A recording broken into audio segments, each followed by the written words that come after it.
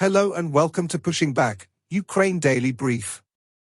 As the war enters its 817th day, these are the main developments from the past 24 hours. Russia has lost approximately 495,070 troops in Ukraine since the beginning of the war, the General Staff of Ukraine's armed forces reported.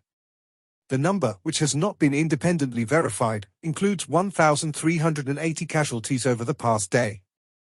According to the released Ukrainian figures, Russia lost 15 tanks, 34 armored combat vehicles, 42 artillery systems, 1 multiple launch rocket system, 4 air defense systems, 54 drones, 2 cruise missiles, 72 vehicles, and 6 pieces of special equipment. The update from the General Staff of the Armed Forces of Ukraine. The enemy launched 95 combat clashes and launched 5 missile strikes, 39 airstrikes and 309 kamikaze drone strikes, as well as 2,910 attacks on positions of Ukrainian troops and various settlements.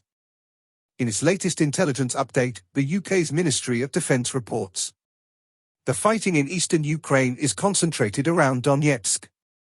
Russia is making slow progress with attacks northwest of Avdiivka, aiming to capture a key highway and potentially split Ukrainian forces.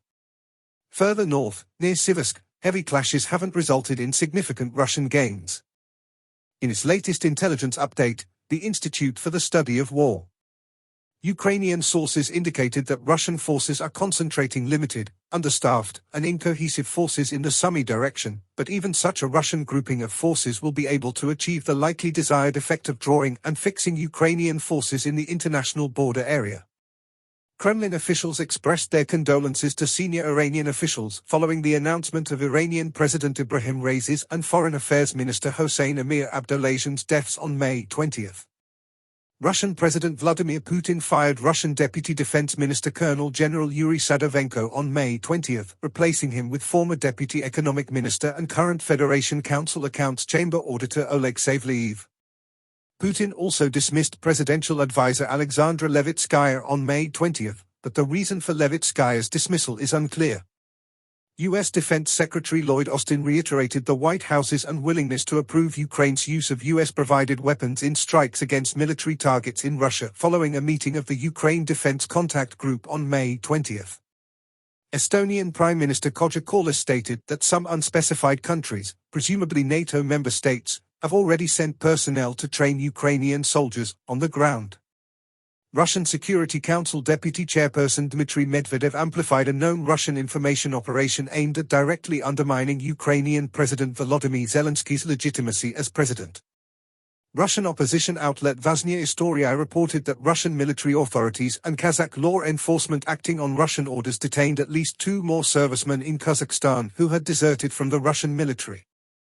Russian forces recently made confirmed advances near Vovchansk, Chasiv Yar, Avdiivka, and Donetsk City and in western Zaporizhia Oblast and the Dnipro River Delta. In Zelensky's nightly video he covered several points. Firstly, he spoke about the Global Peace Summit preparation and that he grateful to states and leaders supporting peace and sovereignty. Secondly, he spoke about air defense and security agreements. He said there was an urgent need for air defense systems to mitigate threats. Lastly, he spoke about the Russian use of guided aerial bombs in combat areas and holding them legally accountable for the war. Thanks for following today's updates. Please don't forget to like and subscribe for more content.